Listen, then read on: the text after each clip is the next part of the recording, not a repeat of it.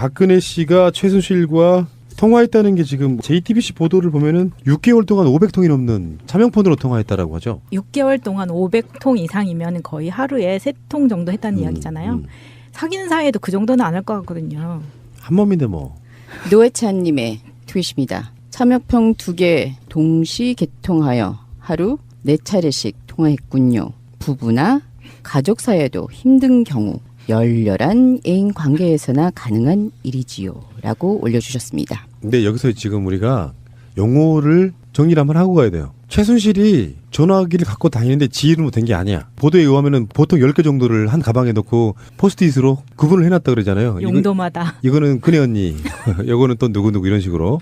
근데 내 명의가 아닌 걸 쓰긴 쓰는데 그 사람이 누군지 아는 경우는 차명폰이에요. 용어상 그렇단 말이에요. 그리고 대포폰은 전혀 누군지 몰라. 예를 들면은 서울역에 계시는 노숙자분인데 명의만 빌려줘서 전화를 개설하게 되면 대포폰이고 이거는 완전한 불법이고요.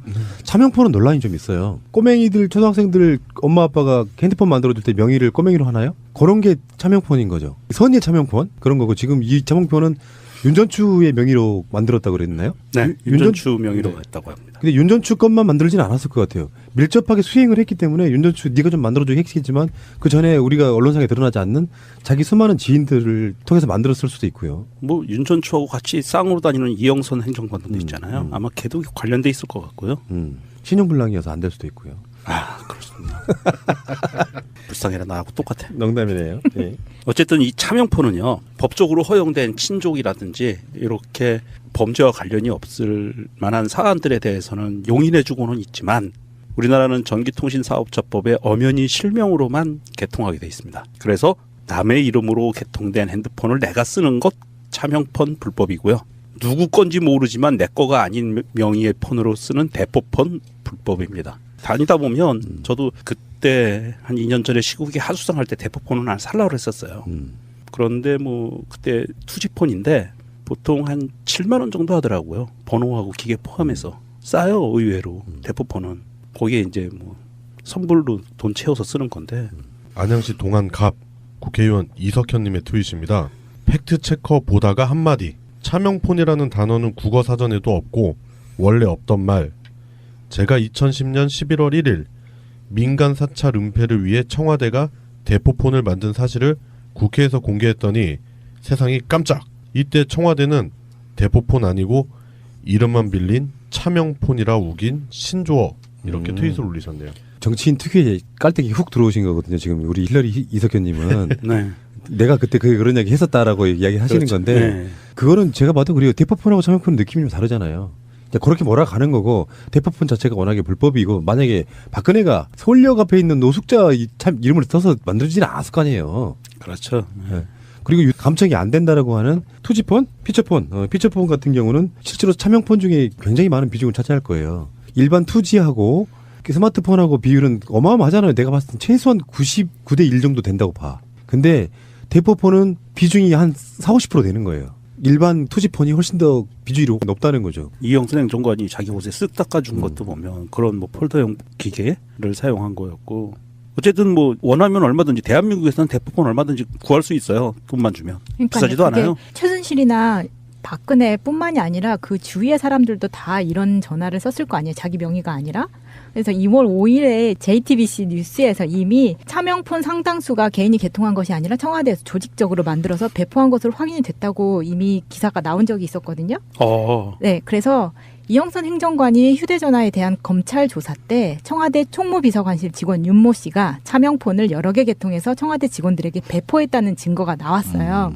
그래서 특검도 포레카 대표 김영수 씨와 안종범 전 수석, 이영선 행정관 등 세 사람이 쓴 차명폰의 뒷번호는 심지어 같았다고 합니다. 지금 특검이 청와대 압수수색해야 되는 이 대표적인 이유 중에 하나가 바로 지금 이 차명폰 관련한 것들이 되게 많아요. 이게 6개월에 590회 뭐 이런 식으로 통화를 했다는 거는 쉽게 얘기하면 특검이 청와대를 압수수색하기 위한 정당성은 이거다. 박근혜가 대포폰들하고 통화한 내역을 그 기계를 잡아야 되겠다. 그거거든요. 증거를 잡아야 되겠다. 분명히 이런 증거가 있으니까 허가해달라라고 법원에다가 얘기를 하는 거고요.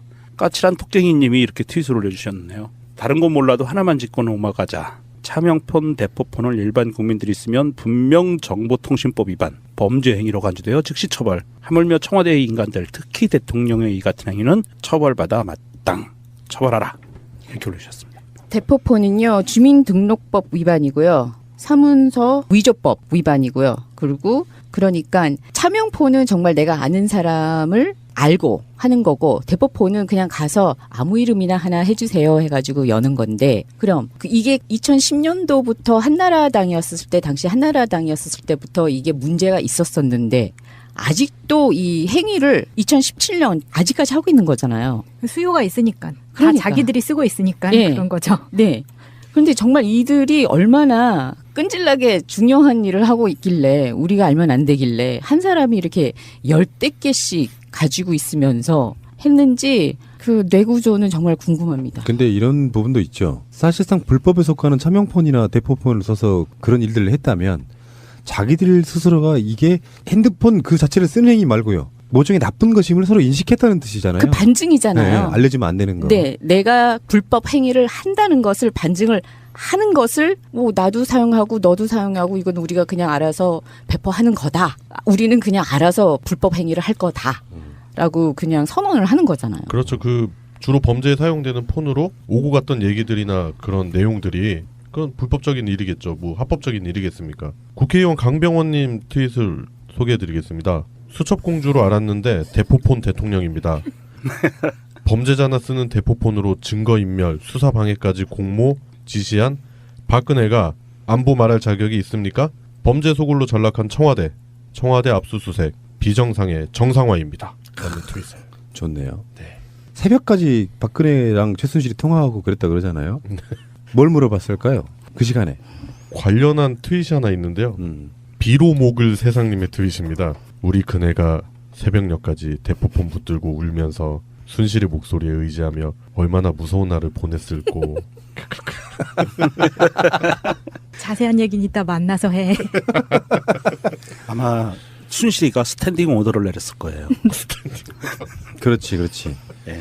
박근혜가 헌재에 나올 수 없는 이유는 다른 게 없다는 거예요. 헌재 재판관들이나 국회 소추위원단들에게 질문을 받게 돼 있는 상태란 말이에요. 그러면 바로 말리고 헛발질하고 말실수하고 제대로 답변을 못하는, 그리고 박근혜가 직접 출석하게 되면 생중계가 가능하답니다. 예, 공개 재판이에요. 볼만하겠다. 그러니까 실제로 박근혜가 나올 수 없는 지적 능력 누구나 다 알고 있지 않습니까? 요즘에는 현직 국회의원들도 그렇게 표현하더만.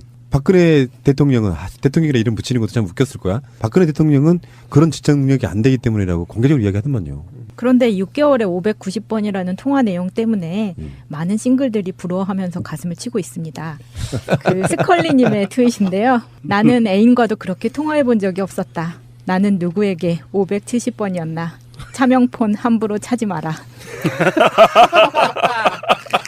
지금은요 오히려 카톡이나 텔레그램을 더 많이 쓰는 것 같은데, 예전에는 이제 핸드폰이 일반화되기 전과 그 어떤 그 시대적 타임라인이 있잖아요. 일단 우리 집에 전화가 없던 시절, 이제 그거는 이제 주인 집 전화 잠깐 조아리면서 그 전화기를 밖에 내놓습니다, 마루에. 그러면 잠깐만요 하고 이렇게 가서 전화 받고. 옛날에 가슴 아픈 얘기가 나오네요. 그리고 조금 더 가면 이제 어른이 돼서 업무가 있으면 공중전화로 달려가서 동전 이렇게 놓고 통화하던 시절이 있었고요. 그 다음에 이제 핸드폰이라는 게 나오기 시작했을 때 각종 핸드폰들이 지금은 다 명멸했지만 당시 시티폰 같은 것도 있었어요.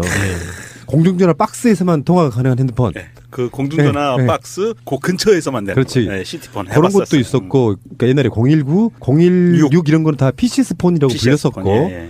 그 다음에 이제 일반적인 그 011과 017은 또 다른 종류의 핸드폰이었잖아요. 예. 애인과 밤에 새벽에 이런저런 이야기 하다 보면 밤 11시부터 시작해서 전화 통화를 하다 보니까 새벽 4시까지 막 한참 사랑이 불 붙었을 때는 그런 식으로 이렇게 통화하고 재밌게 놀지 않습니까? 그래요? 그랬어요. 그런 연애 안 해봤어요? 아, 저는 그냥 직접 만났어요. 전화 안 하고. 전화를 왜 해요? 옆 아이고, 동네 살았는데. 그런 시절도 있었죠, 일본은. 그러니까 그런 사랑 안 해본 사람들 말하지 마. 못 해봤어요. 네, 전화 사랑은 못 해봤어요.